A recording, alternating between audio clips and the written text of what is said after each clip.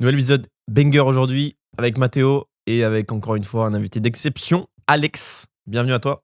Merci à vous les amis de m'inviter une nouvelle fois sur ce magnifique podcast. Podcast after Black Friday. On va un peu débriefer sur les strats, sur ce qui a bien marché, moins bien marché. Le but, c'est de donner full value ici à tous ceux qui regardent, pas leur faire perdre leur temps. Ils avaient apprécié le premier, donc... Et vous allez apprécier le deuxième, je vous l'assure. Black Friday, tu voulais finir l'intro peut-être.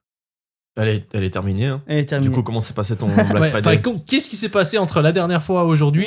T'avais exposé pas mal de choses. Il y a pas mal de choses qui sont passées. T'as fait des recrutements importants. Voilà. Qu'est-ce qui s'est passé pour que les gens ne voient pas juste les résultats? Pour moi, les résultats, c'est juste la conséquence de ce que tu fais. Donc, on va recommencer. Qu'est-ce que t'as fait? Et si on est passé des choses, ça allait très très vite. D'abord, le premier gros truc qui s'est passé, c'est un recrutement qui a changé beaucoup de choses de mon côté. Le recrutement d'un CFO, mais qui en fait devient COO en quelque sorte de toutes mes opérations. C'est un ancien PDG d'un groupe de restauration très très connu un peu partout, et ancien CFO d'une grosse boîte e-commerce. Il a 40 ans, 20 ans d'expérience, enfin machine de guerre, le mec il travaille 12 heures par jour s'il le faut. Vraiment une machine. Et lui en fait il m'a fait prendre conscience d'énormément de choses. J'ai toujours eu de grosses ambitions, faire des milliards, j'en parle tout le temps, truc. Mais en fait j'avais pas vraiment de plan. Et surtout, si je continuais comme ça, en fait, j'aurais vraiment pas eu le chemin pour y arriver. Et lui, en fait, il m'a aidé à tout structurer, à tout comprendre, à tout me dire, non, là, il faut faire ça, comme ça. Et en fait, il m'a structuré mon business en quelque sorte, enfin mes business du coup. On est allé en Chine, on a recruté un nouveau CIO pour le Infinite Fulfillment pour que je sorte totalement de cette partie opérationnelle et qu'on ait vraiment une personne de plus de 20 ans d'expérience qui travaille dessus. Je vous en reparlerai après, à quel point c'est important de mettre des CIO. Mais en fait, il s'est passé plein de choses. On a rajouté plein de nouveaux profils. Grâce à ce profil, on a recruté plein de nouveaux profils qui m'ont aidé à bien structurer les différentes boîtes. Du coup, on a 7 boîtes actuellement. On a récupéré des parts de certains e-commerce. On a vraiment fait, comme on s'est structuré, on a vraiment pu aller beaucoup plus vite et beaucoup plus loin dans notre approche. On a créé pas mal de nouveaux outils en interne. Et du coup, on a aussi ouvert nos premiers bureaux à Dubaï. Donc là, on est dans 100 mètres carrés actuellement, un petit truc sympa, juste pour ma marque e-commerce principale. Et là, justement, cette semaine, on vient de signer un nouveau contrat à 750 mètres carrés. Une énorme surface. Où en fait, il va y avoir, sur Dubaï, ouais, à Business Bay. Une énorme surface de 700 mètres carrés, ou 750 mètres carrés, où il y aura toutes mes boîtes à l'intérieur, du coup. Donc, vraiment, ambiance groupe. Mon but, c'est vraiment de créer un groupe. Bon, ça fait un mot un peu bateau, mais c'est un groupe de plusieurs boîtes, quoi. Et créer un écosystème entre toutes ces boîtes qui se parlent, qui sont toutes indépendantes financièrement. Il faut jamais qu'il y ait une boîte qui repose sur l'autre, mais qui sont toutes, du coup, on va dire copines, et qui vont s'entraider pour se pousser vers le haut.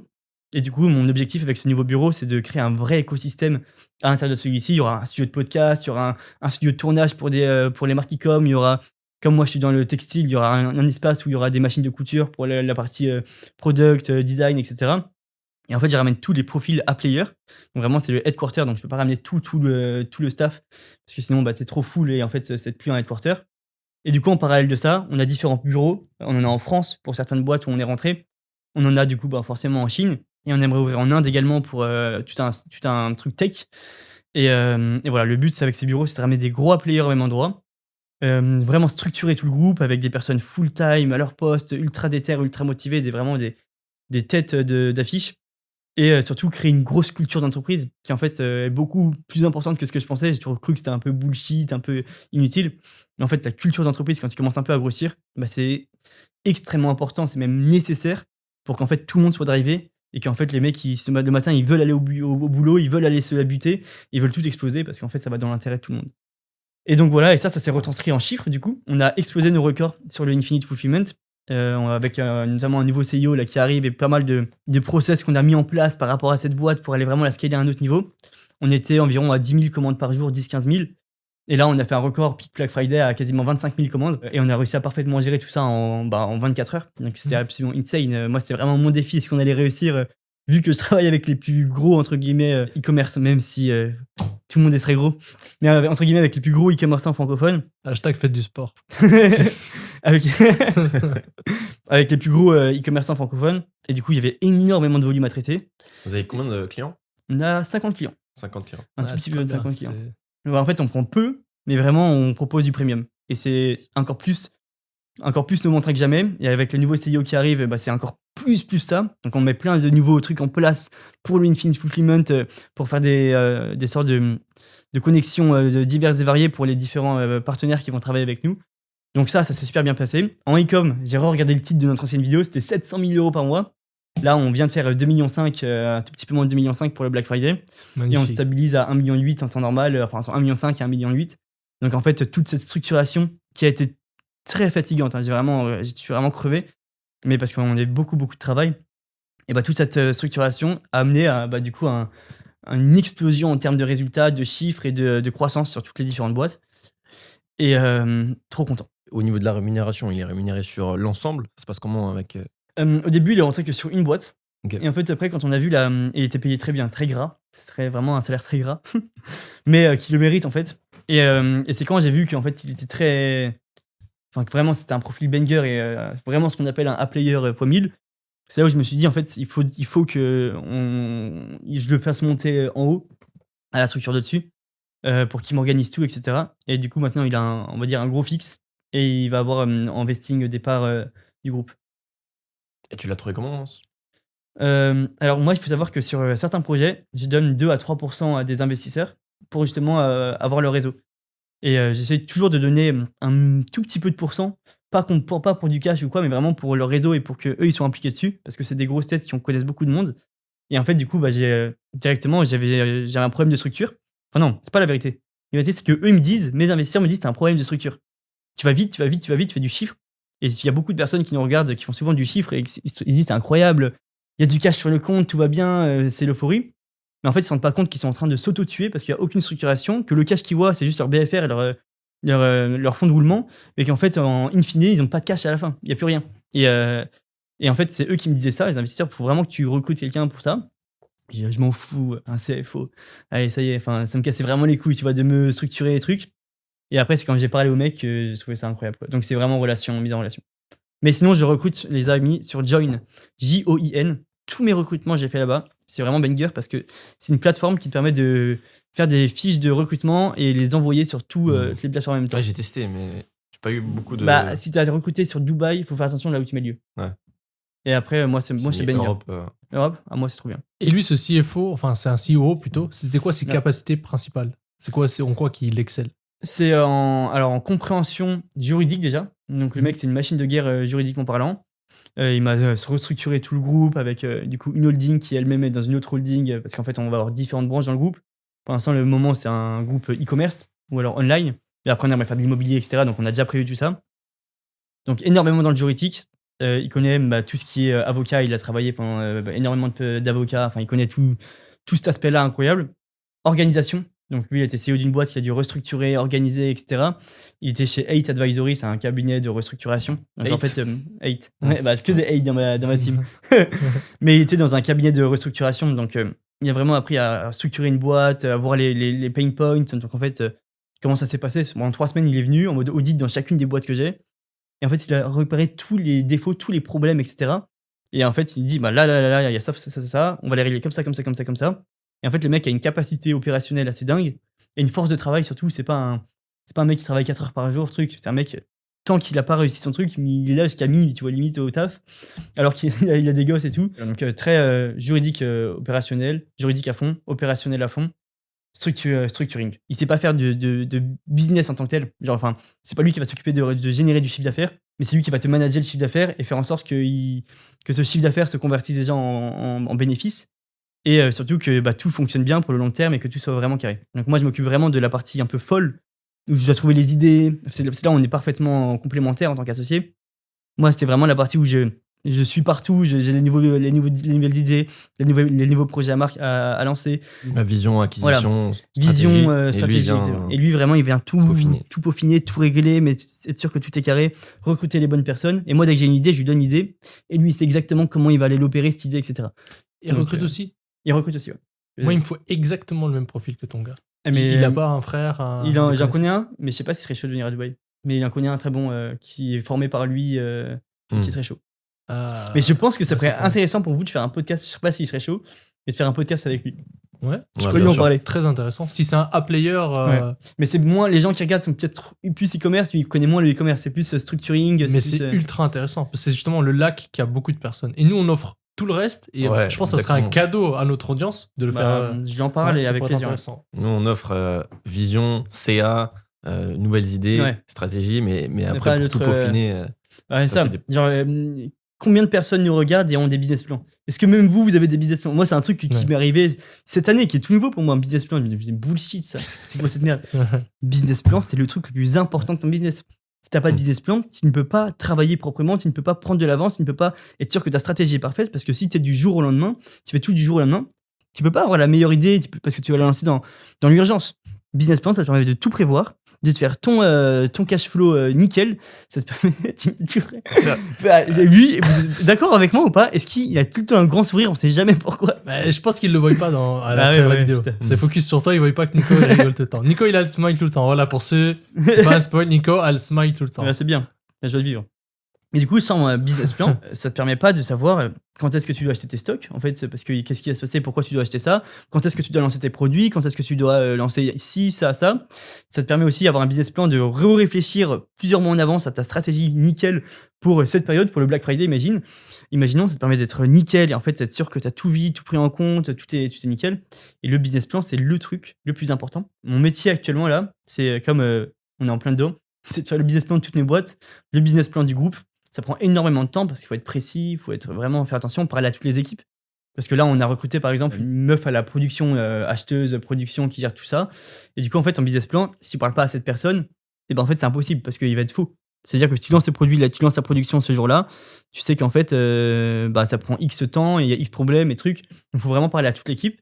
Et si t'as pas d'équipe, c'est pas grave, tu as un business plan beaucoup plus simple. On va prendre un exemple pour e-commerce. Vas-y. Là, tu vas faire ton business plan. Déjà, Ouais. toi, qu'est-ce que tu fais? Qu'est-ce que tu pourrais nous donner comme tips pour créer ton business plan? Puis après, on va pouvoir l'adapter. Alors moi, par exemple, je prends ma marque e-commerce. Donc là, je suis en train de planifier l'année 2026. Un business plan, généralement, c'est sur 3 ans. Il y en a qui font sur 5, mais 3 ans, déjà, c'est bien.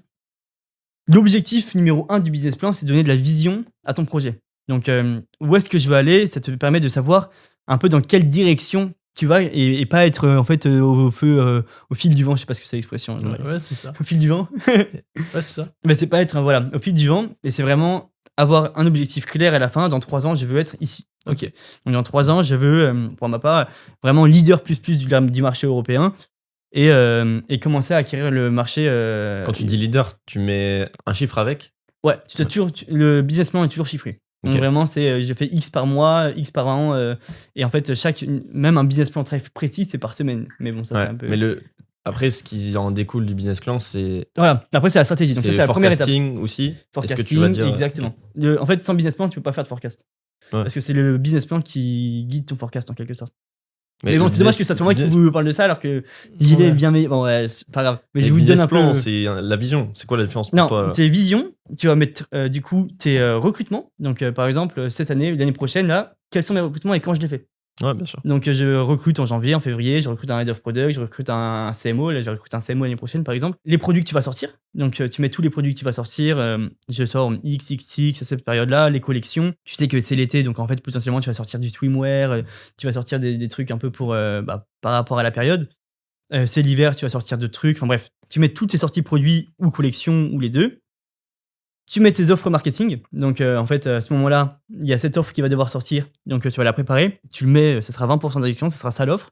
Tu planifies toute ton année comme ça. Donc, principalement en recrutement, offre, produit, chiffre d'affaires associé. Donc, il faut être le plus proche de la réalité. Donc, soyez réaliste, pas over-estimé, mais vraiment essayer d'être un peu cartésien. Je sais même pas si c'est le mot, mais j'ai envie de dire que c'est ça le mot. Et ensuite, Les coûts que tu auras aussi, du coup, avec ça. les coûts que tu as, exactement. D'abord, tu mets ton dream, ton année de rêve. Et ensuite, une fois que tu as tout ça à 100 chiffres, tu vas commencer à budgéter. Donc, tu mets ton chiffre d'affaires exactement dans le dream. Et après, tu budgètes. Donc, OK, ce nouveau produit, je sais qu'il va me coûter tant. Ce nouveau profil-là, il va me coûter tant. Cette offre, elle va me coûter tant. Ce truc, ça va me coûter tant. En fait, tu budgètes tout. Et ensuite, justement, le rôle du CFO, mais ce que vous pouvez apprendre à faire dès maintenant, c'est est-ce que ça marche? Est-ce que j'ai le cash nécessaire pour que cette année se déroule bien? Et en fait, le but du CFO, c'est soit un peu décaler ton business plan ou le revoir pour essayer de faire en sorte que ça marche avec les chiffres, soit en fait c'est nickel, ça marche, trop bien, je peux faire cette année comme mon année de rêve. Ou alors, soit, bah non, il n'y a pas le cash, donc il faut revoir, faut peut-être enlever des produits, faut peut-être déplacer des recrutements. Et c'est là où le forecast de cash, donc le cash forecasting, ça te permet d'être ultra pixel, parce qu'en fait, une fois que tu as le business plan, tu dois voir ta prévision cash flow. Et donc, en fait, en fonction de ta prévision cash flow, tu peux voir, tu les mets les deux à côté, et tu vois si ça marche. C'est-à-dire que si ta prévision en cash flow, elle match avec ton business plan, c'est nickel. Et parfois, en fait, dans tes prévisions en cash flow, imagine, je dois 10 000 balles au frérot parce qu'il m'a fait une prestat de service de site web. Mais en fait, peut-être que la décaler 2 semaines, le virement, ça me permet de réussir un truc dans mon business plan. Parce qu'en fait, 2 semaines avant, j'aurais potentiellement pu lancer des produits et j'aurais pu récupérer les virements Shopify qui me font qu'en cash flow, je suis OK. Et ce travail-là juste de CFO, c'est ton gars qui t'aide sur ça? C'est ça. Ou c'est lui qui a recruté quelqu'un qui fait ça? Non, c'est lui qui fait ça. Il fait ça sur les 8 boîtes? Ouais, c'est ça. Et en fait, ce qu'il fait, et du coup, là, c'est lui qui fait tout ça. Et justement, sur chacune des boîtes, on est en train de recruter CEO et CFO pour que lui, il lit juste les infos qui remontent. Mais là, c'est au tout début, c'est la structuration, c'est un peu le. Et ce business plan, tu le fais quoi sur quoi comme outil? Sur un Google Sheet? Moi, je suis sur Miro. Miro, ok. Miro, sur Miro. j'ai une petite trame. Il y a les quarters, il y a les mois, et je fais dessus. Okay. Après, ça, c'est assez visuel. Moi, je travaille vraiment dans le visuel, donc j'aime bien Miro parce que tu peux tout mettre, t'as tes idées, tes trucs. Et voilà. Et surtout, comme on est en train de changer de DA, pareil, Miro, ça me permet de voir un peu le next step, comment j'ai parlé à mes clients. Enfin, Miro, je trouve ça vraiment cool. Comme outil. Miro, il y a Figma aussi, qui est un truc en mode Figma type Miro, je sais plus comment ça s'appelle. Mais c'est pas mal aussi. Moi, j'utilise Wasmical.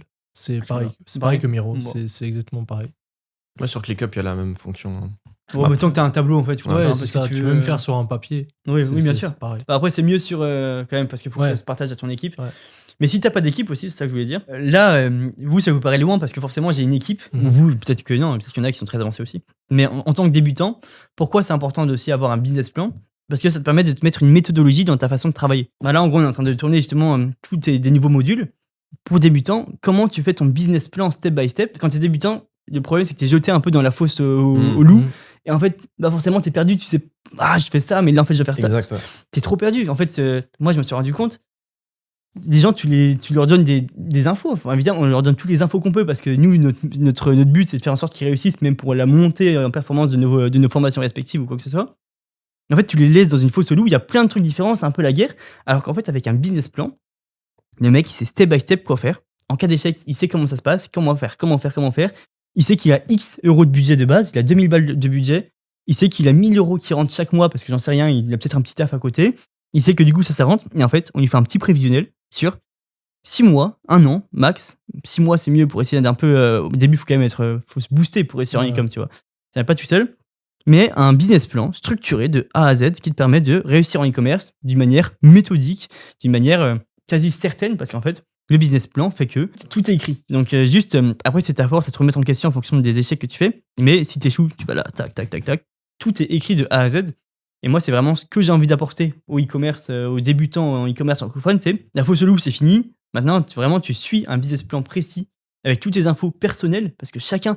En fait, ce qui est dur en tant que mec qui vend de l'information en e-com, c'est que les gens, ils sont trop différents. Il y en a, ils vont avoir 10 000 balles, il y en a, ils vont avoir 500 balles, il y en a, ils vont avoir 50 000 balles. Et en fait, avoir un business plan, ça te permet, en fonction de toi et de toi uniquement, te faire un plan nickel, validé par des coachs après, mais un plan nickel. Je peux pas dire que tu es sûr de réussir, mais où tu as beaucoup plus de chances de réussir et en fait, tu as une trame de vie. Et genre, tu sais ce que tu dois faire. Pour moi, c'est ce qui fait toute la différence. Entre quelqu'un qui abandonne et quelqu'un qui continue, c'est juste que, il avait un business plan dans sa tête. Il s'est dit, OK, je continue, je vais tester tant jusqu'à ce que ça marche. Et l'autre, il s'est dit, putain, ça marche pas. Il joue sur l'émotionnel. C'est ça. Un business plan, pour moi, c'est indispensable à n'importe quel niveau. Et c'est ça. Et justement, exactement. L'émotionnel, c'est exactement ça. Et même à notre niveau, on joue trop sur l'émotionnel si on n'a pas de business plan. Ouais. Et là, le business plan, ça te permet d'être cartésien. Tu sais que là, il y a ça, tu fais ça, tu commences ça, parce que là, il y a cette échéance-là. Et en fait, ton travail le plus important, c'est de réfléchir à ton business plan en amont, être sûr que ton année, elle va être nickel. À ce moment-là, je pense que tu commences à faire du vrai business parce que tu as un plan et t'es pas juste, tu vis pas en fonction de tes émotions parce que hier, ton ROS, il était mauvais. Ouais, mais c'est la base et c'est la base dans tous les secteurs de la vie. C'est comme si tu veux t'entraîner, tu dis, je prends du muscle, je veux perdre du poids. Voilà, je vais m'entraîner lundi. Et là, lundi, tu t'entraînes, tu dis, bon, aujourd'hui, je suis un peu fatigué, peut-être je rentre. Ouais. Si t'as pas de plan précis, si t'arrives pas à te projeter plus loin, tu resteras à un stade animal où c'est que tu vas utiliser ton système des émotions. C'est que simplement, tu vas vouloir survivre. Donc, faire un plan, ça te permet de réfléchir avec la logique pour atteindre des résultats futurs. C'est la base dans tout. C'est juste penser plus loin et simplement le suivre. Ouais, faire les actions malgré toutes tes émotions, c'est banger. La distance que t'as, ça va te faire avancer le plus. Ça, d'ailleurs, c'est la capacité que qui différencie ceux qui échouent que de ceux qui réussissent. C'est la capacité à juste pas forcément écouter tes émotions, mais faire des choses parce qu'il faut les faire. Clairement. Et c'est dur, hein. Ouais. Au début, si t'as pas de plan, c'est mission impossible limite. Ouais, c'est mission impossible. Alors que si t'as ton truc clair, bon, si j'ai raté, il y avait marqué là, que j'allais rater. Ok, bah ouais, je continue. Ouais. Et je mets ça en place et il se passe ça. Ouais, 100%. Et ce qui est bien dans ton business plan et ce que tu vas mettre à jour, je pense, c'est ce qu'on a aussi mis à jour avec Sophia, c'est en fait tu sais, les débutants qui commencent à chiffrer, ils sont un peu perdus, ils savent pas qui recruter, comment, et ça ça vient aider énormément de savoir, ok, dans mon business plan, ok, après je vais devoir recruter lui, qui vont m'aider, et puis ça va faire tout plus simple. Donc ça, c'est Carrément. banger. C'est quel titre qu'il a celui que t'as engagé? Bah de base, j'ai recruté en tant que CFO, Ouais. mais du coup, il est devenu CO. Là, le titre Ok. officiel qu'il y a sur les documents, c'est COO. Parce qu'en fait, il fait bien plus que du CFO et il réorganise toute la boîte. Et en fait, c'est même une sorte de DG, directeur général / CO, puis c'est lui qui va engueuler les gens, qui va avoir les discussions difficiles. En fait, c'est lui qui va prendre tout des trucs un peu complexes du business ou qui te fait perdre de l'énergie mentale pour que moi, ma seule énergie soit créatrice et idée et en fait vision. Et pas que je sois pollué, ou là où j'étais pollué, et c'est là où j'avais un peu ralenti business, trop pollué par la gestion, le management, le truc. Tout ça, je le retire par un super CEO qui, lui, nickel dans ça. Il a l'habitude d'engueuler les gens, il a l'habitude de rentrer dans les gens. Ça, c'est bien ça. Derrière la caméra, il peut être il en est témoin. Et moi, ça me permet d'être juste, paf, vision, marketing, stratégie et tout ce que je kiffe, quoi. Quand tu l'as recruté, il était full-time avec quelqu'un d'autre? Ça s'est passé comment? Il venait sortir d'un projet et là, il prenait une mission en quelque sorte full-time pour voir comment ça se passait.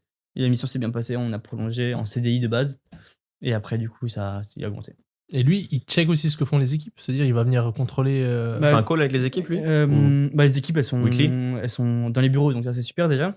Et surtout, en fait, ça, c'est important, parce que quand tu as des équipes, c'est les reporting. Chaque équipe. T'as dit, l'équipe est dans les bureaux, mais t'as 8 business. Ah oui, non, bah justement, c'est ça l'importance des reporting. Par exemple, en Chine, toutes les semaines, on reçoit un reporting de ce qui se passe exactement. Parce que dans le business de la logistique, tu as un gros souci, c'est le cash qu'on te doit. Donc, comme tu dois faire des net 30, des trucs, surtout quand tu travailles avec des gros clients, bah, tu avances beaucoup de fonds pour en fait les mettre en avant au maximum. Et du coup, en fait, tu dois gérer tout ça parfaitement, parce que si c'est mal géré, ta boîte, elle peut couler, parce qu'en fait, tu n'as plus de cash flow pour payer tes fournisseurs et tes livraisons. Donc, ça où c'est super important d'être parfaitement droit par rapport à ça. Nous, on a une super équipe finance dans le Infinite qui nous permet d'être ultra carré. Et du coup, en fait, il reçoit les reportings de chaque truc, il les analyse. Moi, je suis dans la boucle mail et je les regarde aussi pour l'instant parce que c'est le tout début. Et après, du coup, il y a des reportings généraux qui sont créés, donc qui reprennent toutes les branches de chaque boîte. Par exemple, si on reprend le Infinite, tu as un reporting finance, un reporting CSM, donc Customer Happiness. Tu as un reporting employé, un reporting où il y a le nombre de commandes, les défauts de commandes, les défauts de livraison, etc. Voir si tu restes toujours à peu près à 99,5 de réussite, pourquoi tu descends à 99,2, qu'est-ce qui se passe, etc. Et en fait, du coup, tu as tous les reportings. Tu peux lire ton business et en fait, ça te permet de prendre des bonnes décisions après. Donc, c'est un business de reporting, son taf. Et quand ça ne va pas, et ben, il va aller dans la direction de là où ça ne va pas. Il se passe ça. Voilà. Mais là, au jour d'aujourd'hui, il est beaucoup dans des opérationnels juridiques, etc. Parce qu'encore une fois, on est en train de structurer tout ça. Et ça prend du temps. Donc, c'est beaucoup de travail. Et les business plans, on taffe des heures et des heures dessus, là. Parce que c'est un travail d'équipe et il ne faut pas se foirer, quoi. Ouais. Très intéressant, très poussé. J'espère que ça va régaler tous ceux qui regardent, qui sont déjà à un stade avancé. De ouf. Et maintenant, si on parle plus d'un point de vue technique, e-com, donc pas mal d'argent durant ce Black Friday, tu avais partagé sur ta chaîne le plan que tu allais faire. Ça s'est bien passé. C'est même très bien passé. On a fait une stratégie en 5 étapes. Donc, on avait lead gen. On s'est dit, pour la première fois, moi, je voulais vraiment tenter le lead gen à fond. Donc, lead gen, pour ceux qui ne savent pas, c'est génération de mails pré-Black Friday. Donc, en fait, ça, c'est important à prendre en compte. C'est en fait, tu vas faire un jeu concours pour toutes les personnes qui commandent, pas juste un jeu concours pour les personnes qui s'inscrivent. La petite subtilité entre les deux, elle est immense, ça te permet de rater ou de réussir ton Black Friday. J'ai vu des mecs qui me disent, mais Alex, j'ai appliqué ta strat, mais ça marche pas. Et je dis, non, t'as dû rater un truc. Parce qu'il y avait une bonne marque et tout. Il me montre, il y a cette subtilité-là. Je dis, ouais, ça a pas marché parce que ça. Et le mec, il a refait la même chose en bien et ça a marché. Parce que sinon, il target pas ceux qui sont. Mais sinon, les mecs s'inscrivent un peu, je risque de gagner, etc. Alors que quand c'est vraiment, t'es clair, c'est si t'achètes, là, ça marche. Et du coup, nous, on était très clairs Si tu achètes, tu peux gagner 100 tickets d'or. 100 tickets d'or, ça te permet de gagner 1 an de mon produit. Et en plus de ça, tu as les plus grosses réductions de l'année pour les VIP. Tu as des produits exclusifs qui vont sortir. Et tu as quoi d'autre? T'avais... Design exclusif, je pense. Ah oui, tu avais des cadeaux en plus. Mhm. Tu avais des cadeaux en plus dans les commandes. Et du coup, on a mis ça en place. On a dépensé 60 000 € sur Meta en lead gen. Extrêmement bon CPL, genre on est à 50 centimes, etc. Parce que le temps que en fait, ça retargetait toute la base, tous nos clients, etc. Donc on avait des CPL de ouf. On devait dépenser de base plus que 60 000. Moi, je voulais 100 000 au moins. Mais on a arrêté de dépenser parce qu'en fait, nos CPL ils commencent à exploser une fois que c'est sorti d'audience chaude. Donc c'est un peu plus complexe. Mais on aurait pu en fait faire beaucoup plus parce que on s'est rendu compte que notre revenu par lead était plutôt pas mal. Mais c'est ça un peu le problème avec les messages quand t'es un message qui est vraiment aware par rapport au produit ou même à la marque, tu vois. Gagner ça de la marque, c'est que tu vas venir targeter pas mal de gens qui connaissent la marque. Donc après, pour scaler, c'est un peu plus dur. C'est ça. Nous, on avait fait à peu près la même erreur. Et là, on a fait un truc qui est différent. On a pu maintenir des bons CPL tout du long aux US, des CPL aux alentours $1 et quelques, $1,50, entre 1 et $1,50 tout du long. T'as spend combien pour ça? Peu. Là, on a spend 30K. Parce que j'étais pas sûr de ce qui allait se passer en email. Là, j'étais pas sûr de ma team, j'étais pas sûr de mon gars, j'étais pas sûr du site. Sur l'Europe ou tu dis US? US. Europe, pareil, on a spend moins. Pas sûr du tout, mais maintenant, pour l'année prochaine, je saurai qu'on pourra mettre le paquet. Et c'est en termes de message. Nous, c'était vraiment... on parlait pas de la marque, on parlait juste de la niche. Ok, obtenez de cette niche-là un meilleur prix. Et ça a bien marché. Et après, on testait aussi avec le ticket d'or, avec concours, etc. Ça marche aussi. Mais ça a mon prix. J'ai pas encore tout analysé, mais techniquement, quand on était vraiment sur du cold, quand on targetait du cold, c'est-à-dire quelqu'un qui veut prendre les meilleurs micros, et ben là, ça coûtait pas cher et en plus de ça, on avait des gens ultra qualifiés. Trop bien. Bah, je pense qu'il y a plein de testing à faire en vrai dans ce... Mais après, c'est aussi la période. Si tu l'as fait plus tard que moi. Moi, j'ai commencé le Black Friday le 9. La phase 1, c'est le 9. Et c'est quand que ça a commencé à augmenter? Et ça a commencé à augmenter vers le... Novembre, déjà? Ouais, en novembre, début novembre. Tu vois, nous, on a terminé la première semaine de novembre. Donc on était déjà sur octobre. Donc ça aussi, ça change énormément. Mais après, justement, cette année, là, j'ai pas encore analysé les segments parce qu'en fonction de quand c'est que tu lances les leads, tu vois, au début octobre, par exemple, bah, peut-être que ceux-là, ils convertissaient pas bien parce que c'est trop loin. Donc il faut analyser ça pour l'année prochaine. Ouais, bah de ouf. En plus des tickets d'or, t'as dit concours. C'était quoi comme type de concours? J'ai vu. Non, tickets d'or, c'est exactement presque pareil qu'Alex. Cure Skincare, ils ont fait concours avec une Range Rover. Icon, ils ont fait pareil. Apparemment, ça marche bien ça. Mais après, en termes d'image de marque, je sais pas. Ouais, je sais pas. Mais je sais pas, même en termes de renta, je sais pas. Je sais pas si Icon ils sont rentables ou pas. Je sais jamais si c'est pour vendre plus de formats ou si c'est plus. Bah, techniquement, quand tu regardes leur site et tu regardes leur structure, tout comment ils font, pour moi, ils sont max rentables vu la niche, vu le site, vu la marque. Ils dépendent moins des canaux d'acquisition. Ils ont un MER bien plus bas parce que les gens rachètent tu vois. Donc, on a spend 60 000 € en ads. Plus, on a fait pas mal de mails pour leur dire de s'inscrire à la liste VIP. Ce qu'on a fait aussi, c'est sur, du coup, une fois qu'ils sont inscrits sur la lead gen, sur la LP, on a fait du coup une page de remerciement. On a fait une vidéo du fondateur, enfin le fake fondateur qui parle de ça et de bien les chauffer. Et à la fin, on a dit inscrivez-vous à la liste spéciale WhatsApp. Donc on a mis WhatsApp à fond en avant. Le mec clique sur le bouton. On a utilisé Canal pour WhatsApp justement. Le mec clique sur le bouton WhatsApp. Ça ouvre un flow. Donc le mec il pose quelques questions, quelques trucs pour le chauffer. Et ensuite sur tous nos mails. Donc ça, c'était notre première base pour une page remerciement en quelque sorte. Donc les mecs vraiment déterrent jusqu'au bout pour acheter. Là, on a réussi à choper presque 10 000 WhatsApp qui ont extrêmement bien converti, même 15 000. Je regarde ça. WhatsApp en Europe, c'est c'est les ROS que je me suis pris dans la gueule. C'est insane. Et après, sur tous les mails, du coup, pour chauffer les gens qui n'avaient pas mis leur WhatsApp, en fait, dans chaque mail, il y a un être ajouté à mon calendrier ou être notifié sur WhatsApp. Et en fait, les mecs, en plus de voir les mails, ils s'inscrivent sur WhatsApp en plus. Mon but, c'est d'avoir un maximum de personnes sur WhatsApp parce que c'était trop rentable. Et voilà, donc on avait ça. Lancement jour 1, le 9, première phase. Donc première phase, c'était quoi? C'est les promotions les plus grosses jamais vues sur mon site. Donc c'est un 35% de réduction. Et là, jour 1, 240 KD, 110 000 € de profit sur la journée. On s'est gavé au max. Jour 2, ça a duré 48 heures. Donc jour 2, pareil, on a fait 120 000 de mémoire avec presque 80 000 € de profit. 60 000.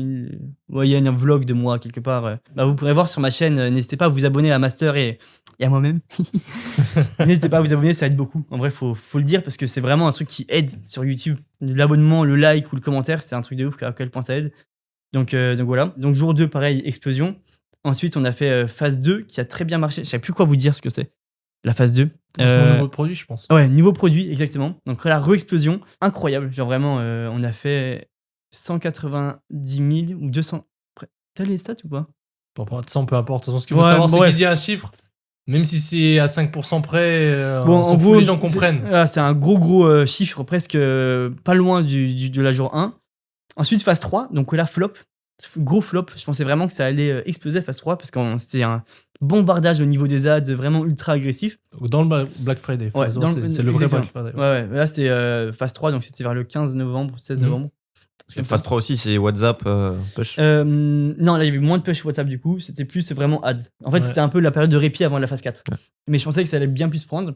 Finalement, non, on n'a pas fait les chiffres du tout. C'est ça d'ailleurs pour ça qu'on fait que 2,4 millions sur 3 millions d'ailleurs. Niveau ads, pour nous, c'était pareil. On s'attendait pas à. Ads, je m'attendais à bien plus. Ouais. Mais bon, tant pis, je me suis dit, la phase 3 marche pas, j'apprends. Parce qu'en fait, je pense qu'on a trop. Tous les mecs qui allaient acheter en ads sur cette période se retrouvaient dans notre liste mail. Et du coup, ils ont acheté sur les autres phases, etc. Et je pense que j'ai pas fait une offre assez agressive aussi sur cette phase. Je sais pas, bon. J'ai pas encore parfaitement analysé tout ce qui s'est passé. Et pendant la phase 3, il y avait des produits offerts. Phase 4, du coup, relancement d'un nouveau produit. Puis sold out. À chaque phase, c'est sold out au bout de 48 heures. Et phase 5, réouverture de tous les produits et tous les push. Et là, 200 KD. Donc on s'est pas mal gavé. C'était vraiment insane. Genre on faisait des 200, tu te réveillais, t'étais à 150, non. Genre à 80 KD, tu te couchais, t'étais à 240. Parce qu'en grande partie, ça venait déjà des emails, des WhatsApp, etc. Donc tu commences dès que t'envoies le... Il y avait un flux, mais constant de commandes. Ah non, la période était folle. Mais on a quand même pas fait les résultats qu'on devait faire. Donc là où on avait fait le business plan, on s'est raté. Sûrement parce que dans le business plan, tu dois mettre les chiffres que tu dois faire, c'est très important pour justement ta gestion de cash, ta gestion de stock, etc. C'est en quelque sorte notre premier exercice, le Black Friday. Maintenant, on sait pour l'année prochaine qu'on doit être peut-être un peu plus chill et pas être trop dans l'euphorie de je vais faire 4 millions par mois, truc. Moi, au début, j'étais comme ça, je voulais faire 4 millions au Black Friday. Bon, j'ai vite descendu à 3 millions et finalement, on fait 2,4 millions. Quoi. Mais c'est ça aussi, comme ça que tu apprends et comme ça que tu juges et que tu jauges et que tu arrives à grossir. Mais donc voilà comment s'est passé le Black Friday. Très content. Moi, je suis très content justement d'avoir en partie puis suivre le business plan. Un business plan, ça se respecte jamais à 100% parce qu'il y a toujours des trucs, des galères, mais on a pu réussir à suivre une bonne partie de ce qu'on avait prévu. On a réussi à bien manager les galères et surtout, on a réussi à bien coordonner les teams. Et c'est ça, moi, mon plus gros win dans cette période, c'est que les teams ont fait un travail de dingue et elles ont toutes été ultra déter, elles ont toutes fait un vrai focus et elles sont parfaitement parlé. Il n'y a pas eu d'engueulade, il n'y a pas eu de problème, tout était fluide. Et ça, c'est le vrai win de cette année. Et là, maintenant, on se focus sur janvier, qui est la nouvelle DA, le nouveau site, tout ce qui va arriver. Donc, on travaille beaucoup encore. Juste avant de parler de ce qui arrive, tu pourrais nous partager quelques tips de choses qui ont marché et quelques fails ou anecdotes de choses qui ont fail durant ce Black Friday. Moi, si je peux vous donner, si vous avez un shop qui tourne, même quelques commandes, les plus gros wins que j'ai appliqués ces derniers temps, c'est avoir installé du WhatsApp marketing. Avec, moi, j'utilise Canal. Mais ça a été genre game changer à mort. Canal, même le fondateur Hugo, incroyable, enfin ils sont trop cool. Je recommande vraiment eux. Voilà, je bosse avec, on a installé Canal, ça nous a fait exploser nos. T'avais combien de leads sur WhatsApp? Est-ce que en tout on avait 20 000. Sans les acheteurs qui avaient déjà acheté genre sur ta brand au moment de faire les offres? Non, vraiment 20 000 nouveaux. Ouais. Enfin entre 15 et 20. Avec les mecs qui avaient remis les data, les trucs. Ouais. Entre 15 et 20, et c'est ce qui nous a rapporté plus que tous les mails réunis. Genre c'est insane. Et par contre, ce qu'il faut faire attention, c'est à pas trop spam sur WhatsApp, parce que rapidement, tu peux te faire shutdown ton compte si tu spams trop.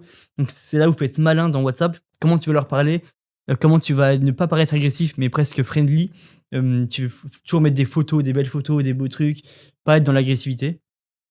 Et voilà, gros banger WhatsApp, ça c'est le truc que je recommande numéro 1. Ensuite, de la lead gen sur du lancement de produits, ça c'est incroyable.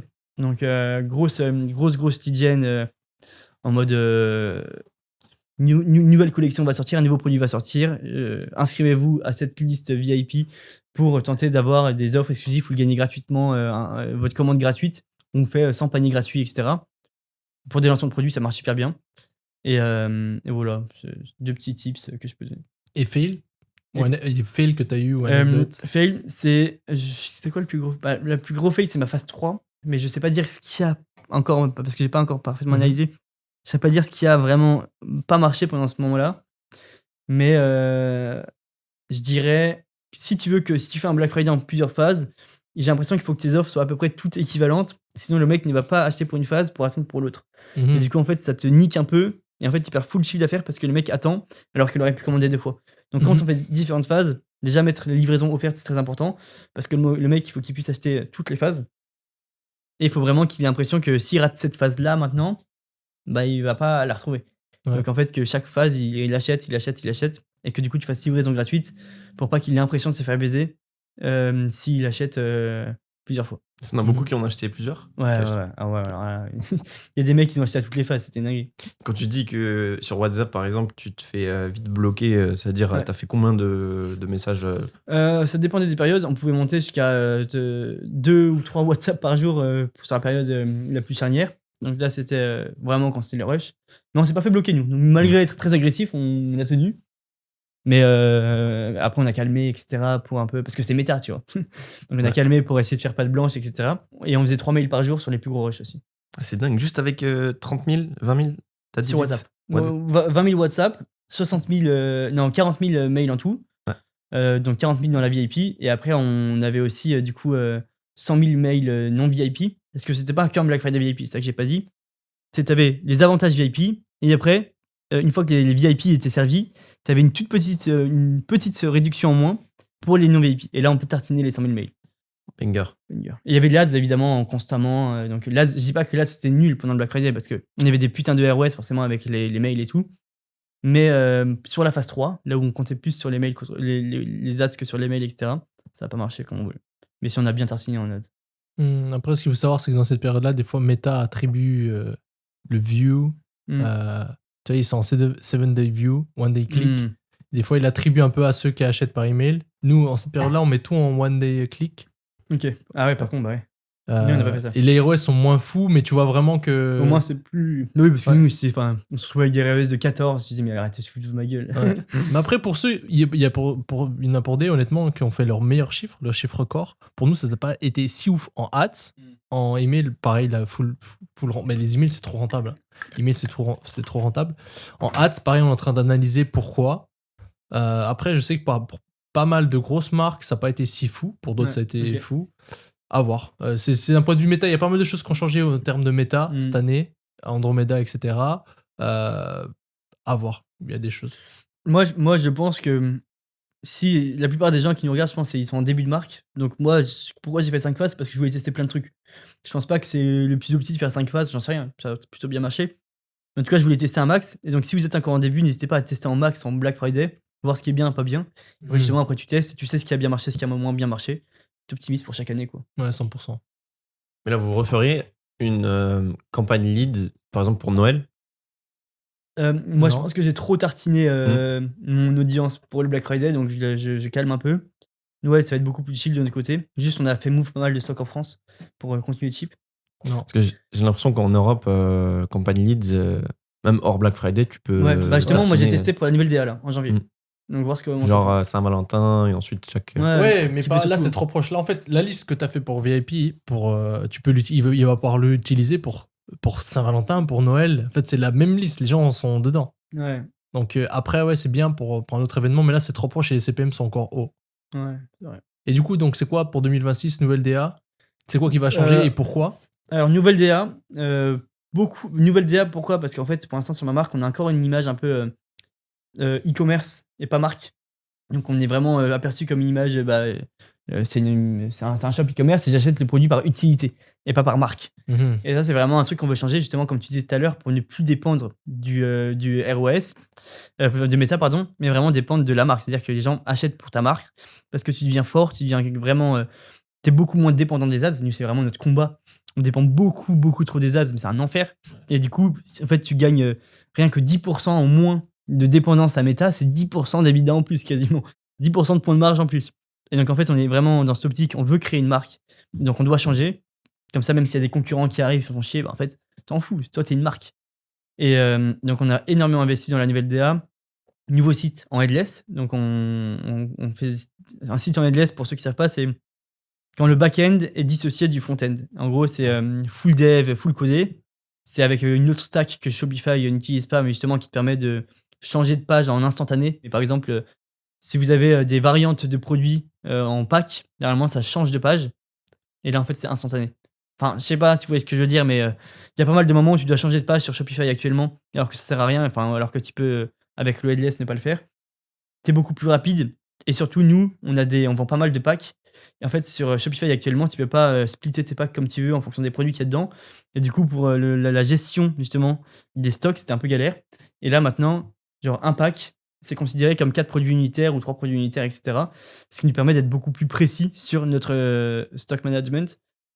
Et voilà. Et surtout, on voulait passer à un cap supérieur. Donc, on a vraiment investi bien massivement dans tout cet aspect-là. C'est toujours backé par Shopify. Ouais, c'est Shopify Headless, c'est ça.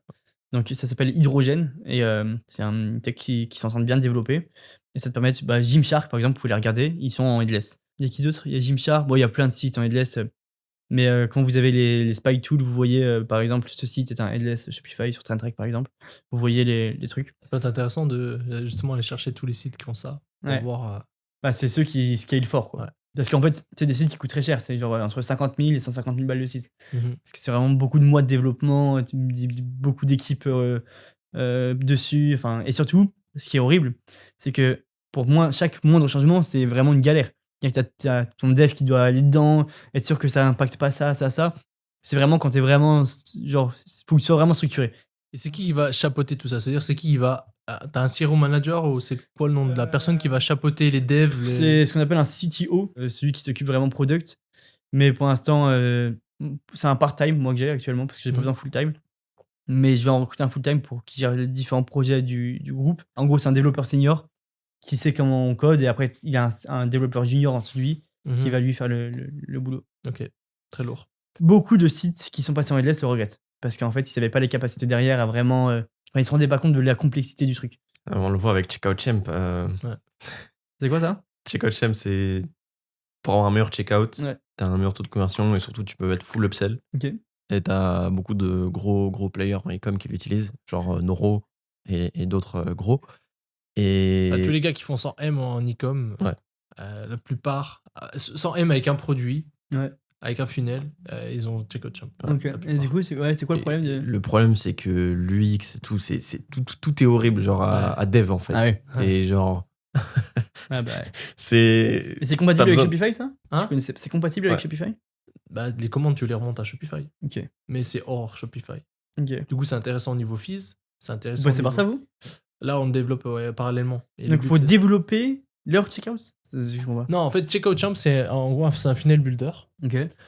Qui est comme Funelish. Je sais pas si tu connais Funelish. Ah oui, ok. C'est comme Funelish, sauf que c'est beaucoup plus optique que Funelish. Okay. C'est-à-dire, ça va plus vite. Les taux d'acceptance de paiement processeur sont beaucoup mieux. Okay. Et le flow derrière, en fait, c'est beaucoup plus performant pour ton AOV. C'est-à-dire que tu as le même funnel d'upsell sur Shopify que sur Checkout Champ. Sur Checkout Champ, tu vas avoir un AOV x5. Comment ça se fait? Parce que sur Shopify, en fait, il y a un temps de latence quand la personne a acheté et les personnes partent. Shopify est au courant de ça. Il veut pas que on les matraque. T'as même un nombre limité de upsell. Ils veulent pas qu'on les matraque.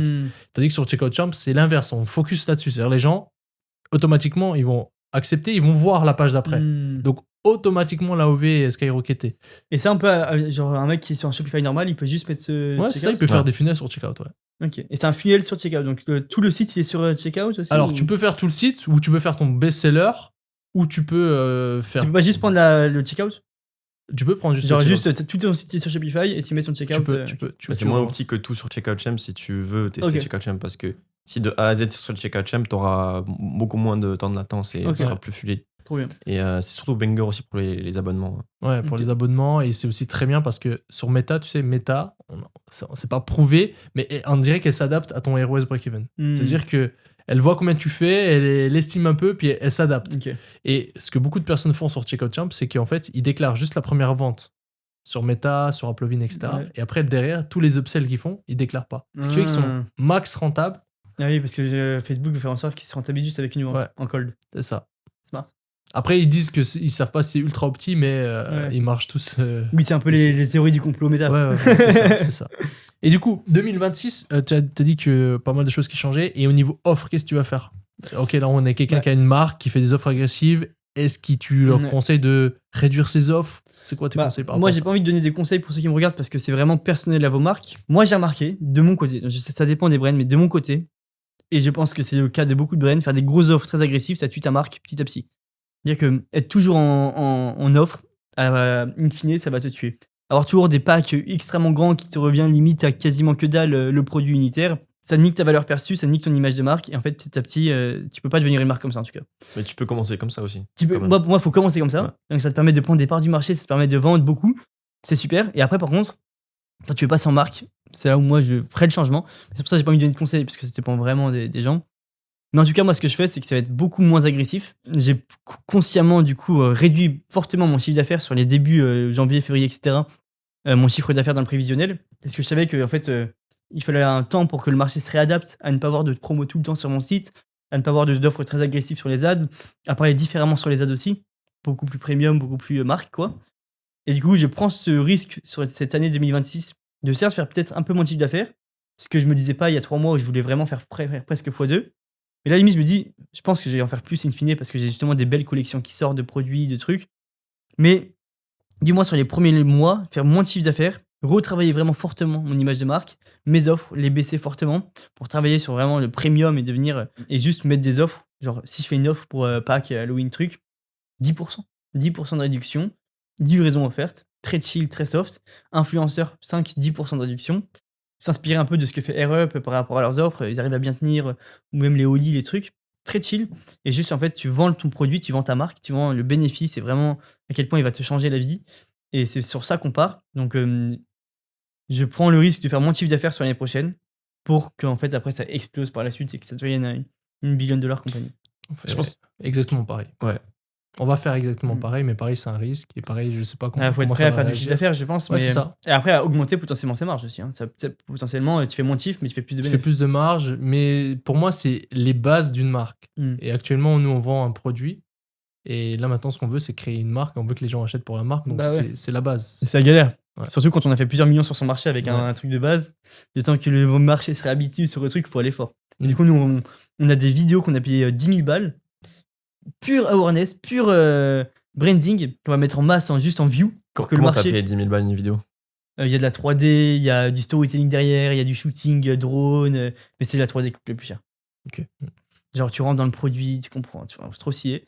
Et ça, on va la mettre en vidéo vue sur Meta. Et il a tabassé à 0,001 centime la vue. Enfin, je sais pas combien ça coûte une vidéo, mais je sais que ça coûte pas cher. Tabassé sur Meta, tabassé sur YouTube, juste que les gens ils commencent à voir le message. On a un message fort à faire passer. Et du coup, comprennent. Et petit à petit, ça va augmenter ta poche d'audience Meta aussi. Et tes pubs conversion, elles vont avoir beaucoup plus d'impact. Et voilà, donc on a pas mal de vidéos awareness pure, branding. Et ça vient d'où cette vision de faire ça? Est-ce que ça vient des concurrents aux US qui ont fait des choses similaires ou ça vient de toi juste qui a planifié ça?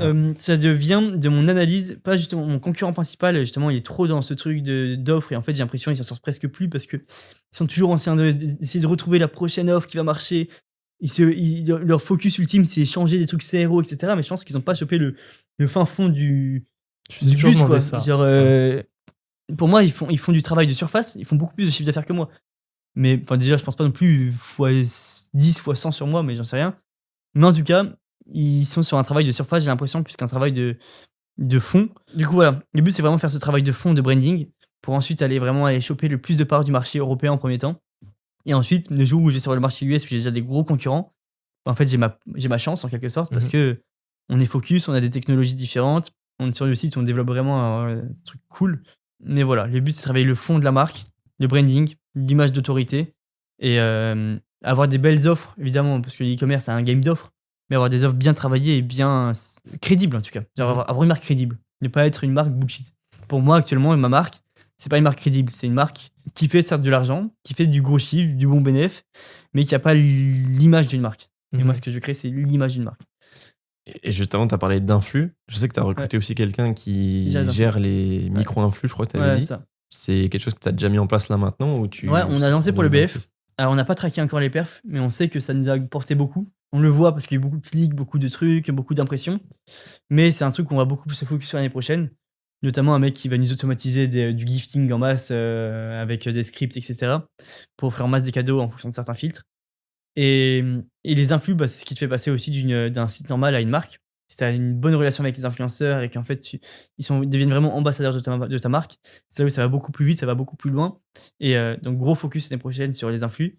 Pour l'instant, on avait juste une main opérationnelle, on va dire, sur les influx. Et on a un recrutement qui sera le Head of Influence, qui va vraiment ramener des strates claires, précises, qu'on essaye de débaucher chez un gros concurrent. Et voilà. Donc, l'objectif, c'est vraiment de foncer par rapport à ça. L'influence, aller beaucoup plus vite, investir beaucoup plus, sans forcément attendre du résultat derrière.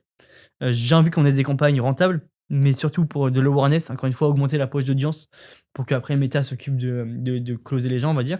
Moi, c'est comme ça que je vois l'influence. Et les campagnes d'awareness, c'est vraiment augmenter ta poche d'audience. Et après, Meta, c'est ton closer. Et il va venir closer toutes les personnes qui t'ont rencontré en influence, en awareness.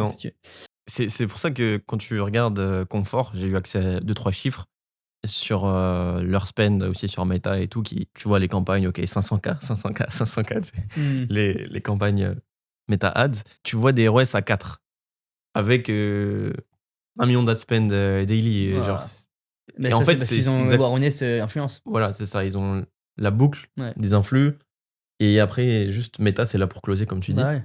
C'est ça, parce que si tu fais un spy et que tu analyses juste purement ce qui se passe dans l'RBM, tu vas te dire, mais en fait, il faut que j'en cette créa.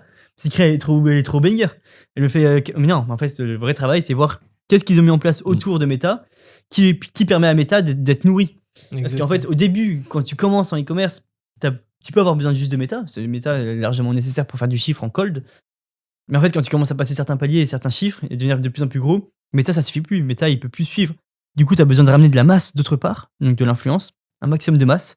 Et après, Meta va voir qui c'est grâce au tout Meta, quoi. Et après, va aller les chercher, les target et les closer. C'est là où tu as de bons ROS sur Facebook. Donc, quand tu commences à faire de l'influence, très souvent, du moins avec toutes les personnes où j'ai vraiment discuté sur eux et ce que j'ai ressenti un peu aussi de mon côté, mais je sais pas, parce que c'était période de Black Friday, donc pas envie d'analyser comme ça.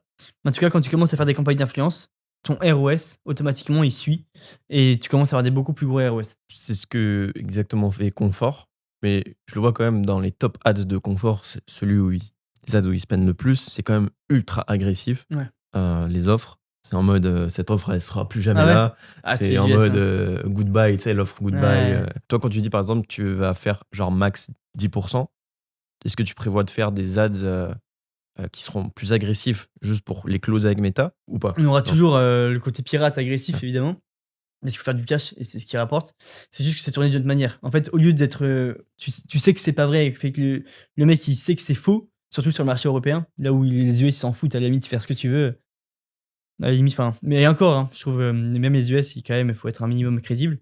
Mais il y aura toujours des trucs agressifs, mais c'est juste qu'on essaiera que ce soit vrai. Genre, bientôt rupture de stock sur ce produit, mais en fait, on est vraiment bientôt en rupture, et après, ce produit il est affiché en rupture. Et en fait, juste tu pilotes un peu ton inventaire et essayer d'être beaucoup plus vrai.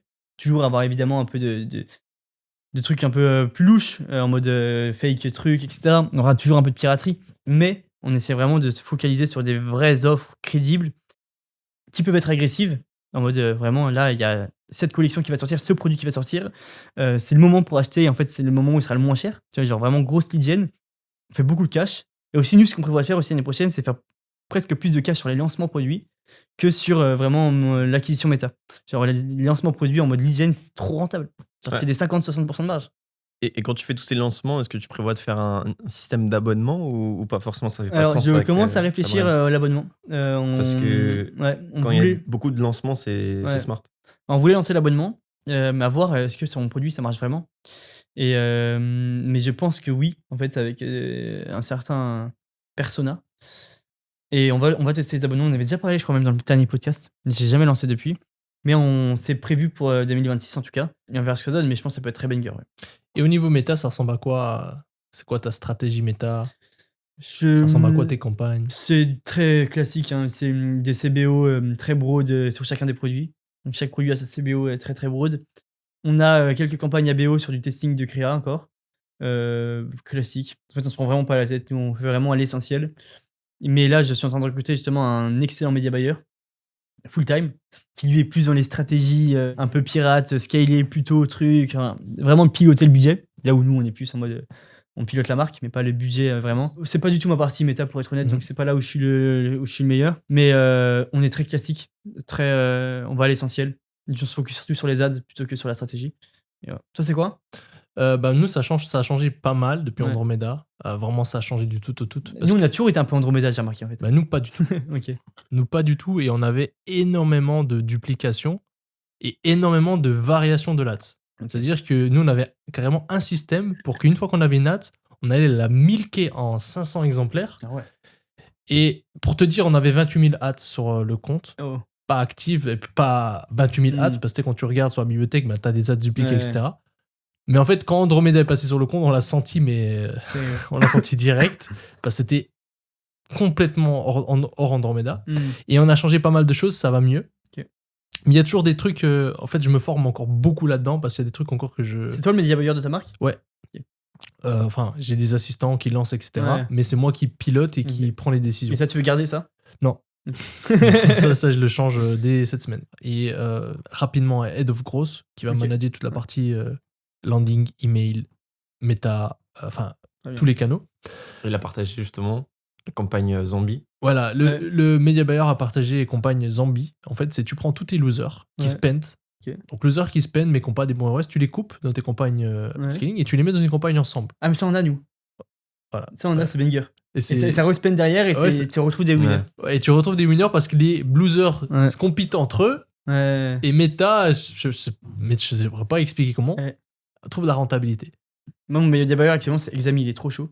Ouais, on en a il parlé. fait plein de petits trucs. Mais moi, j'aimerais trop qu'il soit là pour vous parler de notre strat méta parce qu'il sait bien mieux que moi ce qu'il fait. On Mais a oui, parlé, ça, on il est trop fort. a parlé en bien. Petit crack. Après, méta, ça reste, c'est pas compliqué. Les gens ils disent c'est pas compliqué. C'est le media buying, il suffit juste de faire ça. Mais en fait, il y a tellement de sous-couches dedans. En fait, si tu veux vraiment piloter ton budget, tu peux vraiment faire des trucs de fou. Mais J'ai vu un post LinkedIn du fondateur de Flytex, là, Hugo. Et lui, je voyais qu'il pilotait son budget, mais genre heure par heure, le mec, 7h du matin, en fait, il voit que c'est la poche, où ça augmente, paf. J'arriverais à savoir piloter comme ça. Mais le mec, vraiment, il est millimétré. Genre, les gens, ils rentrent du bureau, il sait qu'il va y avoir un push, donc il va commencer à scale le truc. Moi, je suis en mode, moi, j'ai juste mis plus 30% sur la journée. Ouais, tu peux toujours optimiser ou après, des fois, tu peux micromanager, Il est etc. fort, d'ailleurs, Néfaste. Hugo, très fort. Big up à Hugo. Big Allez up, acheter Steam. Flytex De ouf. si vous avez des problèmes. Avec Tax Europe, banger. Ouais, ce que je voulais dire au niveau media buy, par exemple, rien que tu crées la même campagne. Ok, toi, tu as une CBO, moi, j'ai une CBO. Mais comment toi, tu l'alimentes, ça va changer totalement les poches d'audience. Par exemple, toi, tu commences avec des statiques. Moi, je commence avec des vidéos très unaware. Et ben moi, Meta va me trouver des poches d'audience très unaware. C'est-à-dire que moi, ma CBO, elle va pouvoir scaler à du spend à 20 KD et elle la tienne pas. Parce qu'automatiquement, Meta, si tu commences avec une poche d'audience, maintenant depuis Andromeda, il va plus se dire, ok, lui, il va avoir, on va lui faire un peu du retarget sur des audiences chaudes, etc. Ça va pas être une campagne de scaling.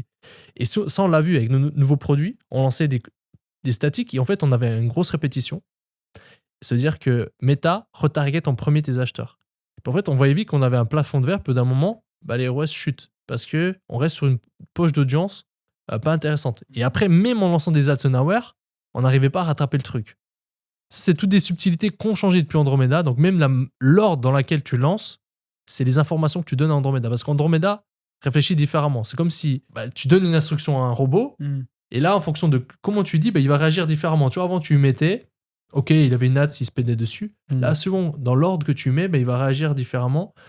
Et donc, très intéressant Andromeda. Moi, on a pris une grosse claque. C'est pour ça que j'ai publié pas mal de contenu sur Andromeda sur ma chaîne pour justement partager mon learning, parce que ça peut être tueur, et je sais que ça a tué pas mal de personnes, tué, ça a impacté. Chez d'autres, non. Simplement, ils avaient déjà une structure de compte assez diversifiée. Mais bref, maintenant, il y a Jim qui sort, c'est-à-dire c'est un autre... ça va pas remplacer Andromeda, mais ça va être en plus, ça va être différent. Sortez-nous un truc simple. Et là, en gros, c'est vraiment l'IA qui va venir analyser les comportements, et ça va être vraiment... Ça va être très robotisé. Il va venir regarder, ok, les gens, est-ce qu'ils s'arrêtent sur ton ad? Est-ce qu'ils restent? Est-ce qu'il y a du watch time? Est-ce qu'ils interagissent? Est-ce qu'ils cliquent? Est-ce qu'ils convertissent? Etc. C'est déjà ce qui se passe. C'est déjà ce qui se passe, mais c'est plus robotisé. Tu vois ce que je veux dire? C'est comme la créa. La créa avant, c'était une créa qui était analysée par un dataset. Tu uploadais une nouvelle créa, c'était une nouvelle créa. Là, ça va être le même funnel, mais en fait, ça va être une IA qui analyse qui analyse les comportements. C'est-à-dire que tu pourras plus faire des trucs de pirate. Ça va vraiment être très méthodique. Au niveau des chiffres, ça Créa drop. par créa, il va analyser. Je sais pas encore. Je suis pas encore assez penché dessus, mais ça va être à peu près ça. C'est-à-dire qu'il va analyser les datas de manière précise, comme ça. C'est-à-dire si tu as un trop gros drop quelque part, je sais pas, ça convertit pas, bah, ça va être très dur pour toi de réussir. Ou les gens s'arrêtent pas sur le hook, ça va être très dur. C'est déjà un peu ce qu'il y a maintenant, mais là ça va être plus radical. Et je vois beaucoup d'interactions sur les ads de confort. Et j'ai l'impression, c'est le cas à chaque fois, genre les ads banger, elles ont toujours des commentaires banger, ça se fight, il y a beaucoup de choses dans les commentaires. C'est vraiment de plus en plus important aussi, comme on l'a mentionné plusieurs fois. Et du coup, on utilise des tools et des solutions qui existent pour manager les commentaires au top, avec le nom de la brand, avec des comptes aussi ajoutés, qui permettent de C'est ultra important et c'est H24. on le mentionne dans tous les podcasts, enfin pas dans tous les podcasts, mais depuis un moment sur les podcasts, que la partie commentaires, c'est la partie Regardez. ouais. sous-côté. Ouais. Ouais, limite que ce soit une LP. Même moi, quand je scroll dans mon feed, à chaque fois dès qu'il y a une vidéo qui m'interpelle, je clique Ouais, sur les tu regardes commentaires et je regarde les commentaires. Ouais. Genre, psychologiquement, c'est un truc de ouf. Et, Mais même en organique, en fait, Ouais, tu bien sûr, vois les bien sûr. shorts et tout. tu regardes toujours les commentaires. Tous les shorts qui sont Et banger, tu sais- il y a et des tu sais commentaires sur- banger. Et parfois, tu regardes une vidéo organique et tu sais ce qui va se dire dans les Ouais, tu commentaires. sais Mais les toi-même, infos, tu as envie de regarder. Ouais. Et moi, j'utilise une app banger pour ça. Trustflow, ça s'appelle. C'est une app justement qui permet de gérer tous les commentaires par IA, analyser le comportement, tout ce qui va avec. Concurrent de Brandwise, enfin, ça fait un peu la même chose, mais c'est pas mal, très très opti. Et en fait, ça permet aussi de. Ce qui est génial, c'est que dès que tu as une ads qui est postée sur ça, donc nous, ça nous aide beaucoup, automatiquement, ta page, donc la page de ta marque en question, va poster un commentaire avec en mode un avis. Genre, cette personne a recommandé sur ça, tu mets une photo Trustpilot, un truc, tu mets un beau template. Et en fait, sur toutes tes ads, ça va augmenter ton win rate justement d'ads winneuses parce que tu as cette petite image qui est postée, petite photo qui est postée avec un petit commentaire sympa. Tu peux faire ça sur Instagram et sur Meta. Sur Facebook, c'est vraiment ultra banger. Et après, dedans, il y a des automatisations aussi sur dès qu'un mec commente, ça va ouvrir une conversation en DM et en Messenger. Et en fait, en fonction du truc, c'est une sorte de robot qui répond, etc. Qui répond genre, qu'est-ce que vous voulez? Je veux une réduction, je veux un truc, je veux un truc. Et en fait, ça le redirige, ça accompagne les DM, ou alors ça redirige vers le SAV. Et du coup, c'est l'app que j'utilise actuellement, qui est vraiment trop cool. C'est Et, banger. Mais de toute façon, ça change Il la n'y a vie, pas hein. moyen que Meta, si tu auto-commentes, tu fais que les commentes, c'est un peu l'objection qu'ont les gens, que si tu auto-commentes, ça peut te pénaliser. C'est ce qui se dit, c'est complexe à savoir en fait. Je pense que si tu fais ça, il faut vraiment faire attention dans ton camp. Ça veut dire, c'est-à-dire que si tu vends en France et que tu targetes la France, il faut vraiment que ce soit un compte français, que ce Voilà, soit, je pense, dans ton exactement. avatar. Il faut faire. En fait, ça Techniquement, va nous, on tester. le fait depuis longtemps, et Ça pour moi, marche. c'est game changer. Ok, bon bah. Ça pénalise pas. Ouais. Avec ce tool, est-ce que tu peux programmer, genre, tu lances 3 ads, sur les 3 ads, tu veux tes 5 commentaires que tu mets habituellement, tu Ouais. peux programmer ça Ouais, tout le temps? c'est Ok. ça. Tu programmes et tu fais en sorte que justement tu peux splitter les commandes pour pas que ce soit toujours les mêmes trucs, tu vois. Et en fait, tu peux dire sur 30% c'est ça, 30% ça, 30% c'est ça. Ça te split un peu le tout et c'est carré, quoi. Et tu peux commenter avec un profil. Et du coup, en fait, tu peux connecter le nombre de profils que tu veux au truc. Donc, tu te crées tes fake profils, limiter trucs. Et en fait, il y a le commentaire principal de ta marque. Ensuite, tu as tes 2-3 profils. C'est à tester, hein. Moi, j'utilise pas trop ça, mais je fais juste la page basique parce que je veux pas être pénalisé comme tu disais, mais j'en sais rien en fait, si ça pénalise ou pas. Toi, tu dis que non. Ça donc, pénalise pas. pour Et moi. est-ce que ça fonctionne avec quand tu fais du co-publicité, partnership ads? Tu Ouais. peux. à vérifier, je sais pas. Ok. Je sais pas. On mettra le lien du tool, sous le nom du tool, on l'affichera. Peut-être vous le verrez là. Mais à vérifier. Mais en tout cas, moi, je dis ça, ce serait très banger. Un tips méta. En vrai, si on regarde la créa qu'on a partagée dans le dernier podcast, là, la créa banger, où c'est qu'en fait, elle se positionne directement mieux que les concurrents, c'est un peu ta strat que tu vas faire. Donc, une statique qu'il faudra absolument faire, c'est pourquoi vous avez changé de positionnement. Pourquoi Non. on n'est pas cheap? Pourquoi on n'est pas Pourquoi on cheap? a arrêté d'être cheap? Genre, Et sinon, moi, je voulais jouer sur ça. Genre, vous nous avez connus comme ça. Maintenant, on est comme ça. Voici pourquoi. Parce que tous ceux-là, ils sont trucs. Et en plus, on va livrer tout depuis la France, nos nouveaux entrepôts, etc. Depuis la France en 24 heures. Enfin, vraiment, on passe un step opérationnel de fou. Donc, n'importe qui commande livraison gratuite. Le lendemain, il a sa commande. Ouais. Dans un magnifique truc packaging. tu sais Enfin, que c'est ouf. malgré que tu fasses plus les promotions drastiques, moins 50%, etc., si tu vas vraiment faire le gifting, comme tu l'as dit, Mhm. en vrai, il y a moyen que ça. Quel lifting T'as dit que tu allais faire du product gifting, c'est-à-dire que tu vas donner ton produit à plein Ah oui, bien sûr. micro-influx Ouais. pour ensuite faire de Ouais, la pardon. co-publicité, Ouais. éventuellement faire de l'affiliation. Ouais, ça va être une grosse strat de co-publicité. c'est Et ça. en vrai, ton CA, au début d'année, peut-être il va diminuer, mais en fin d'année, avec tout l'écosystème que tu auras, forcément, tu vas aussi taper des records. Et Confort, je sais qu'ils ont un bon programme d'affiliation.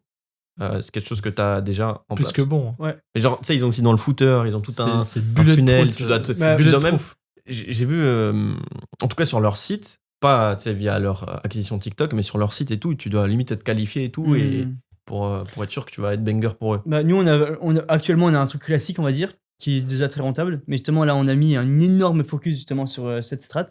On est encore en train de voir les détails par rapport à ça. Mais on s'inspire surtout de Starbucks qui sont très forts, etc., dans la fidélisation. Et ouais, c'est vraiment au cœur de la stratégie. Tu as vraiment ton compte perso où tu peux modifier tes trucs, tes mensurations, tout ce que tu veux, parce que je suis dans la fashion, du coup. Tu peux, si tu as changé des trucs, tu peux tout mettre. Et en fait, on veut tout connaître de notre client. Nous. À partir de la prochaine version, on veut savoir exactement qui est notre client, combien il pèse, comment il est, quelle couleur de peau il a, quel âge il a, tout, limite la couleur de ses yeux, tu vois, on voudrait savoir. Et en fait, le but, c'est à terme, je pense pas qu'on on y arrivera en 2026, mais ce serait dans le plan idéal. En fait, chaque email qu'il reçoit, parce que c'est des milliers de segmentations, si tu veux, mais chaque email que le mec reçoit, c'est lui en photo. C'est lui, c'est son problème, c'est 100% le mec.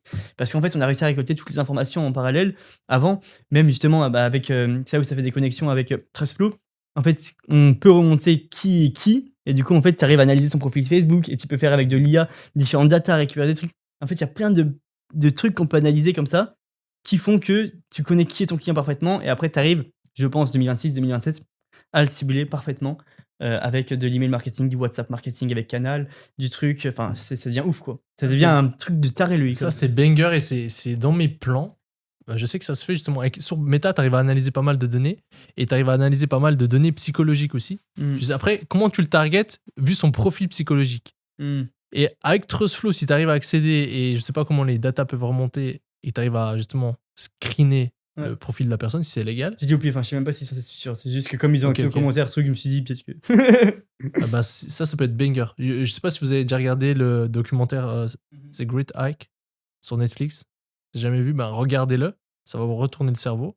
C'est comment en fait une société de marketing, s'appelle Cambridge Analytica, elle arrivait à influencer les campagnes électorales américaines. Genre c'est elles qu'on fait élu Trump.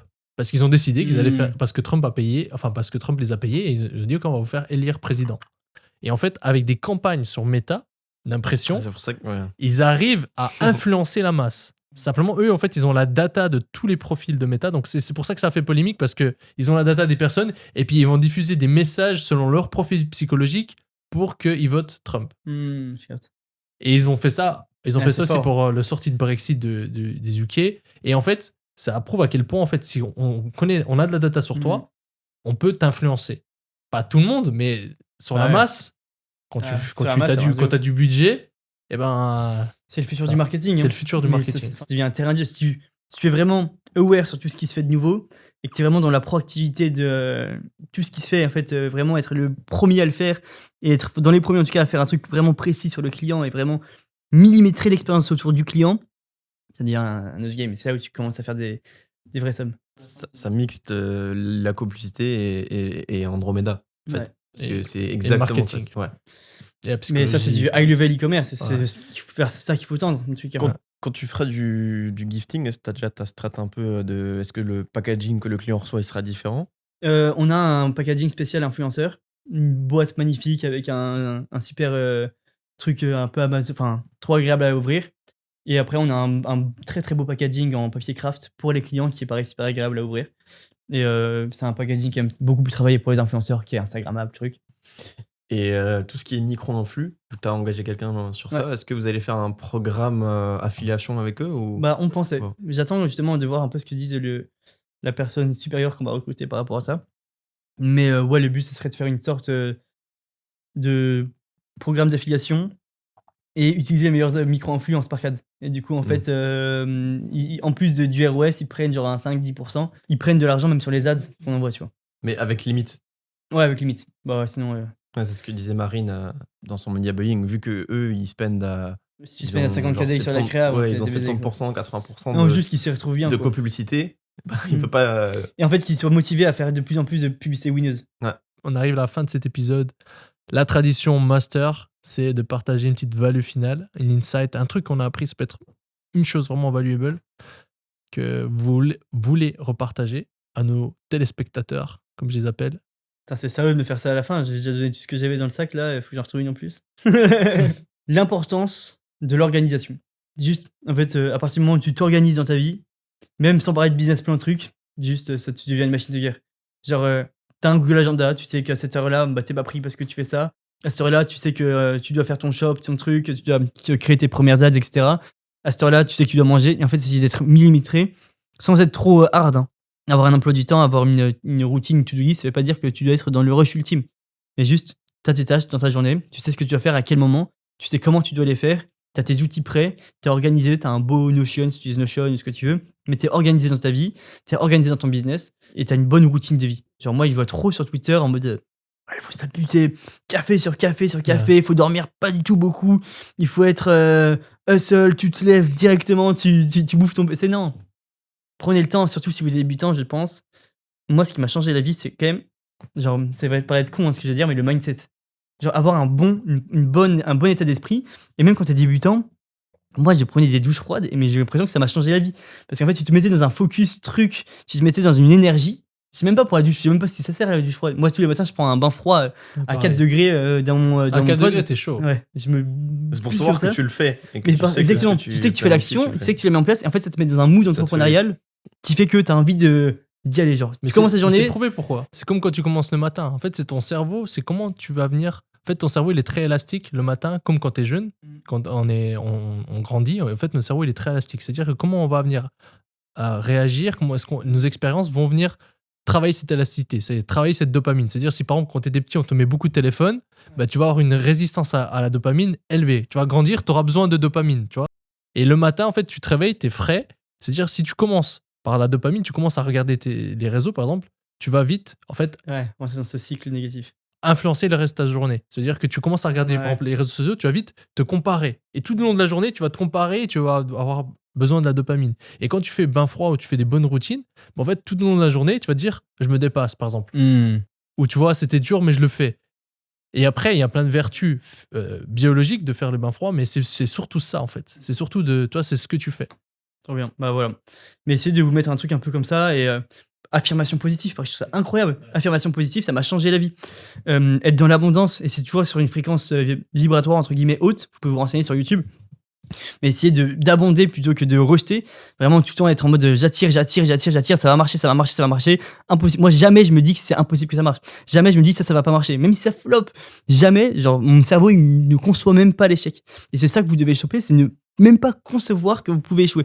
C'est juste être tout le temps dans ça va marcher, je vais mettre ça en place, ça. Et en fait, ça va vous mettre dans un rythme, ça va vous permettre de mettre en place des choses qui font que vous êtes dans le bon sens. Je dis pas que vous allez tout réussir, mais je dis juste que vous allez jamais arrêter, vous allez jamais abandonner et vous allez attirer les résultats, attirer les bonnes choses. Ça paraît très mindset con.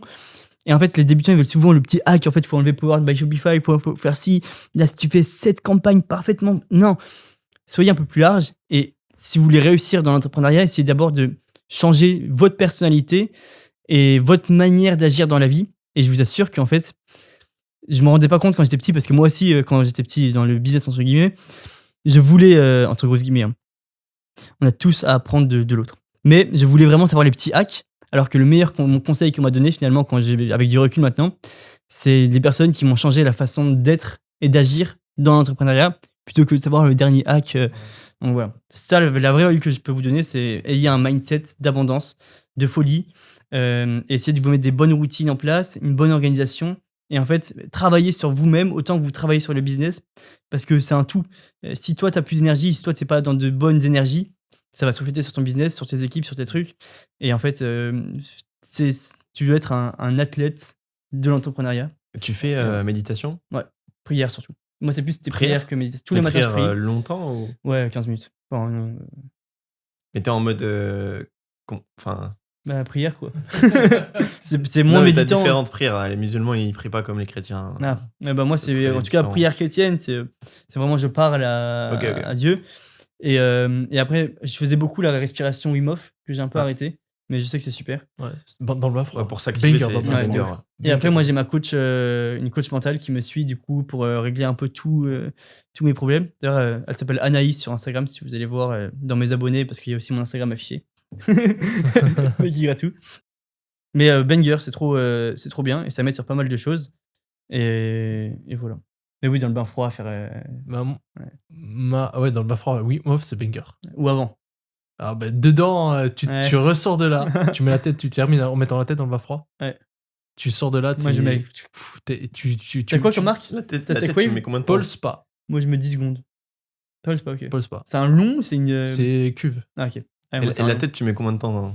Juste pour 5 secondes. Ok, Juste ok. pour. Juste réveiller Ouais. le cerveau. Tu restes quoi. 2-3 minutes dedans quand même? Moi, le Sans matin, la non. tête. Ah, moi, le matin, je reste que 30 secondes dedans. Parce que sinon, ça me fatigue et mon corps, il est trop en surchauffe. 4 après. degrés, c'est froid. Ouais, Ouais, 4 pour ça, degrés. je reste que dalle, moi. Moi, je reste. Alors, Juste pour là, me ces réveiller. temps, je lutte un peu au niveau immunitaire parce qu'il y a pas mal de maladies. Et en fait, je suis assez aware de quand mon système immunitaire lutte et j'essaie de pas trop le fatiguer. Donc, bain froid, c'est bien. Mais je fais pas. D'habitude, je fais 6 minutes à 5 degrés. Je peux faire plus. Mais je fais en fait 2 cycles Wim Hof. Ok. Ah ouais, pas mal. Et, je mais fais par contre, attention à 4 ça. degrés, Ouais, pour ça, je reste c'est longtemps, froid. ouais. Peut-être C'est froid, mais. 5 et de rester un peu plus longtemps. Ouais. Parce que pas que ça te fatigue non plus. Hmm. Mais moi, j'aimerais rebondir mon insight sur ce que tu as dit. C'est la première, c'est pour la gratitude. Moi, j'ai de la peine à ressentir de la gratitude. J'ai toujours de la peine. Et on m'a conseillé un livre qui est banger de chez Banger. Ouais, banger de fou. Ça s'appelle La magie. C'est vraiment le mot, c'est vraiment banger, awareness. Le mot du e-commerçant, quoi. C'est full banger. C'est full banger. Value à mort, ce livre. Ça s'appelle La magie. C'est ceux qui ont fait le livre Le Secret. Ouais. Et Mais en incroyable, fait, ce livre. c'est The pas un Secret. livre à lire. Moi, honnêtement, j'ai de la peine à lire. Il y a plein de livres, même les livres Hormozy, j'ai pas encore fini et qui est agréable à lire. J'ai un peu de la peine à lire. Et en fait, ça, c'est pas vraiment un livre, c'est en fait chaque jour, t'as un exercice à faire. Ok. T'as un petit chapitre qui t'explique et t'as un exercice. Ça te prend 5 minutes à lire chaque jour. Trop bien. Et t'as des exercices à faire qui sont vraiment banger et qui changent la manière dont tu vas voir ta vie. En fait, tout, tu vas venir mettre de la gratitude dessus. Et la gratitude, c'est quelque chose qui est prouvé, c'est le sentiment, un des sentiments le plus puissants pour justement changer tout ce que t'as. Tout ce que t'as. Genre, juste The Secret, vous allez sur Netflix, je sais pas s'il y a encore, mais il y a le film qui s'appelle The Secret. C'est une sorte de. Il y a du rouge sur le truc. Ouais. Allez le voir s'il est encore dispo. C'est banger. Si vous débutez, si vous avancez, si vous voulez être plus heureux, Peu importe. c'est la base. Même si vous avez rien à voir avec le business. C'est la base. Il y avait pas un livre aussi de ça? Ouais, il y a aussi un livre. Ouais, il y a un livre. C'est le livre qui a été réadapté en YouTube, enfin en Netflix. Donc, Tu veux finir sur une value?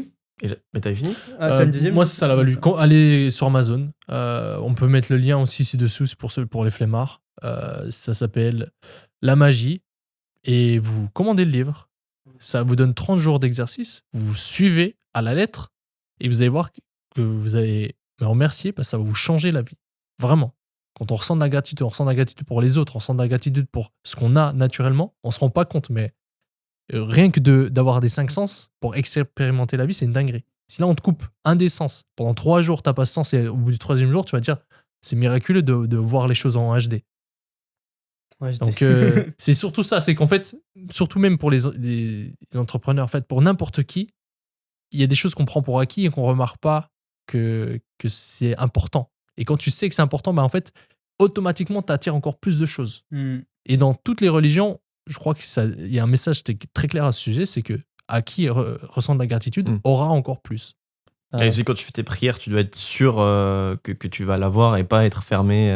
Et remercier. Ouais, remercier. Merci beaucoup. Ouais. En fait, normalement, quand tu pries, enfin, de ce que j'ai appris, peu importe les religions, c'est tu remercies. Moi, il faut savoir que j'arrive à beaucoup moins bien m'endormir si la journée du lendemain, elle n'est pas préparée. Si je sais pas c'est quoi mes 3 tâches principales de la journée, ou 2 tâches, ou une tâche, si tout d'un coup je sais qu'une tâche va me prendre toute la journée. Un brouillard mental après. Ouais, du coup, vraiment préparer tous les soirs ces 3 tâches, mais une petite value que j'ai appris, que j'ai appliqué récemment, c'est d'avoir un petit bloc-notes ou un petit post-it, ou alors juste quelque chose de quoi noter à côté de ton lit. Et comme ça, quand tu essayes de t'endormir le soir et que tu as une pensée, oh business, incroyable, de la noter. Comme ça, tu sais, ton cerveau, ok, c'est noté et je peux m'endormir. Ouais, de ouf. Parce que plein de fois, t'oublies, ça reste, ça tourne. Ouais. En fait, le fait d'écrire surtout, ça dit à ton cerveau, ok, c'est posé là, demain tu veux checker, tu peux dormir tranquille. Dormir sans son tête, c'est banger, ça. Moi, j'ai fait pendant un moment, c'est incroyable. Là, je le fais moins. mais je vais le refaire parce que je sais que c'est incroyable. Même si tu dors à côté de ton téléphone, mets toujours en mode avion. Je pense que tu le fais déjà. Ouais. C'est super important. Et noter ses rêves aussi, ultra important. Ah ouais, par moi, c'est pas une guerre. En fait, les rêves, c'est pas juste ce que t'emmagasines dans la journée. C'est en fait ton corps. Ton cerveau, il emmagasine des choses et après, il te fait passer des messages avec ce que tu as vu. Donc toi, tu crois, c'est juste parce qu'aujourd'hui, j'ai vu Nico, etc. Mais en fait, il te fait passer un message précis. Et maintenant, ChatGPT est très fort pour analyser les rêves. Tu peux juste lui dire, OK, t'es un expert en rêve. Analyse-moi, qu'est-ce que mon inconscient voudrait dire. Ça se fait flipper de dire ça, mais vraiment, en fait, ça donne des messages incroyables. Faites attention si vous prenez beaucoup de mélatonine. Souvent, les rêves sont un peu fait bizarres. des cauchemars. Ah ouais. Donc, moi, je sais que si je prends plus que 3 grammes, je fais des rêves. Merci pour d'être passé. Merci à vous de m'avoir invité. Merci pour la value. Si les gens veulent te trouver, on mettra de toute façon l'épisode sera on mettra dans le lien toutes les informations qu'il faut. On sait que les gens si vous cliquez sur s'abonner à la chaîne, il y aura les deux. À la mienne, voilà, c'est ça. N'hésitez pas à vous abonner à nos chaînes, ça fait plaisir. Commentez ce que vous avez aimé dans cet épisode et ce que vous aurez Commentez aimé micro voir. si vous êtes je pense qu'il y a personne là. Commentez micro si vous êtes encore là. Si vous êtes encore là, qui vous avez marqué micro, on sait combien il y aura de personnes. Je pense qu'il n'y a pas beaucoup de personnes. Ah, tu serais étonné. Et les gens, ils couper, consomment c'est une stratégie. Micro en majuscule. En majuscule. Important. Micro en majuscule. On a terminé n'importe comment. Allez, salam. Merci à tous. Ciao, ciao. Merci les gars. À plus.